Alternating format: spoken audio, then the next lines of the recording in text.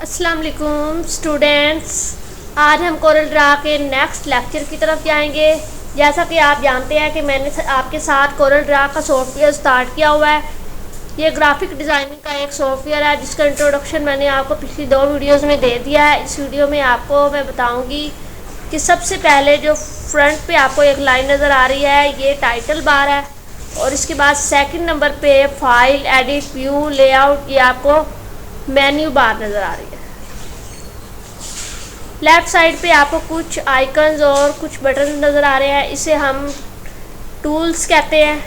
اور آج میں آپ کو کچھ ٹولز کے بارے میں بتاؤں گی کہ ہم ٹولز کو کس طرح یوز کر سکتے ہیں۔ سب سے پہلے آپ کو کچھ اس طرح کی شیپ میں ایک ٹول نظر آئے گا جسے ہم ریکٹینگل ٹول کہتے ہیں۔ اس کی شارٹ کی F6 ہے۔ ریکٹینگل ٹول کو ہم نے سمپل سلیکٹ کرنا ہے اور سلیکٹ کر کے اسے ہم نے پیج پہ لے آنا ہے، جیسا کہ آپ دیکھ سکتے ہیں۔ جیسے ہی ہم نے کوئی ریکٹینگل ٹول سلیکٹ کیا، سلیکٹ کرنے کے بعد اب ہم نے یہاں سے فرنٹ پہ آپ دیکھ سکتے ہیں پک ٹول کے ذریعے ہم ریکٹینگل ٹول کو سلیکٹ کر سکتے ہیں، اور سلیکٹ کر کے ہم اس کو موو کر سکتے ہیں، اوپر بھی کر سکتے ہیں اور نیچے بھی کر سکتے ہیں۔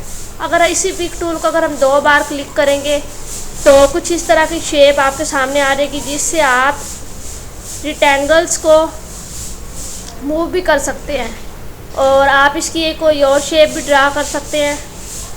اور اب میں آپ کو بتاتی ہوں کہ آپ کو کلر دینے کے لیے سمپل ریکٹینگل کے اندر کلر کرنے کے لیے آپ کو سمپل کلر پہ کلک کرنا ہے۔ جیسے ہی آپ کلر پہ کلک کریں گے تو آپ دیکھ سکتے ہیں کہ ہمارا ریکٹینگل جو ہے کلرز میں آ گیا ہے۔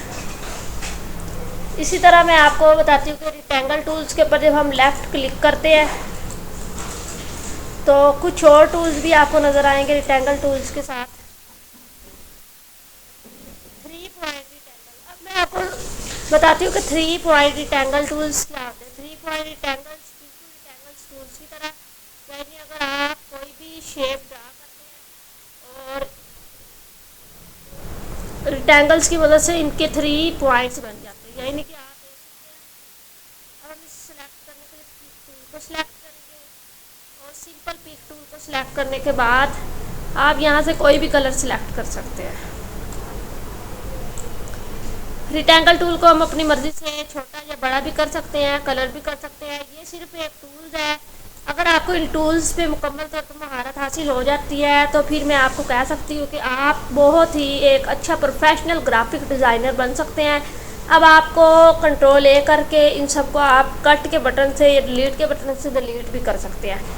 اس کے بعد جو نیکسٹ ٹول ہے وہ ہے ایلپس ٹول، جسے ہم F7 کے ذریعے بھی ایلپ ٹول کو لے سکتے ہیں۔ ایلپ ٹول میں آپ کو بتاتی ہوں، ایلپ ٹول ایک گول شیپ میں ہوتا ہے جیسا کہ آپ دیکھ سکتے ہیں۔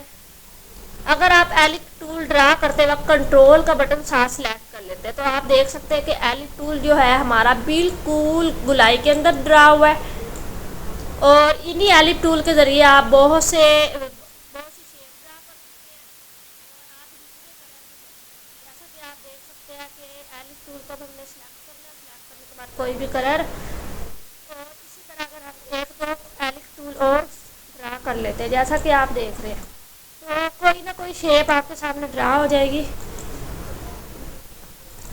اسی طرح یہ چھوٹی چھوٹی شیپس لیتے ہوئے ہم بہت سی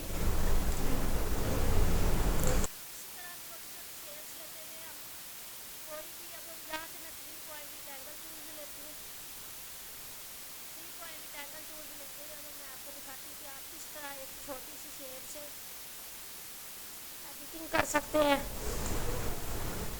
سب سے پہلے آپ کو ٹولز سیکھنے پڑیں گے۔ آپ اس لیکچر کو وائز کیجیے گا،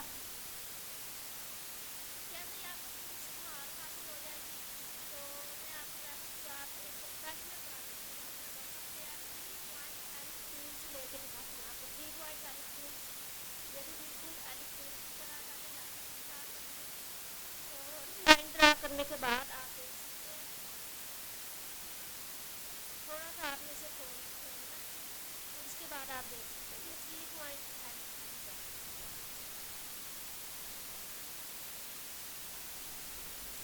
یقیناً جب آپ بھی فرسٹ ٹائم گرافک ڈیزائننگ کا کوئی بھی ورک کریں گے تو آپ دیکھ سکتے ہیں کہ آپ کو ٹولز بالکل کنٹرول سے نہیں کرنے آئیں گے، اور آپ نے یہاں سے پک ٹول کی مدد سے سلیکٹ کر لینا ہے اور سلیکٹ کر کے اس کو موو کرنا ہے۔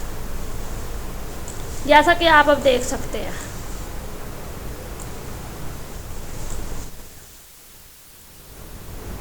آپ نے کارنرز پہ آپ کو کچھ نوٹس نظر آ رہے ہیں، اسی نوٹس کی مدد سے آپ کوئی بھی شیپ ڈرا کر سکتے ہیں۔ آپ دیکھ سکتے ہیں کہ اب شیپس نظر آ رہی ہے۔ اللہ حافظ، نیکسٹ ٹولز میں آپ کو اگلی ویڈیو میں بتاؤں گی۔ ویڈیو اچھی لگے لائک اور شیئر ضرور کیجیے گا۔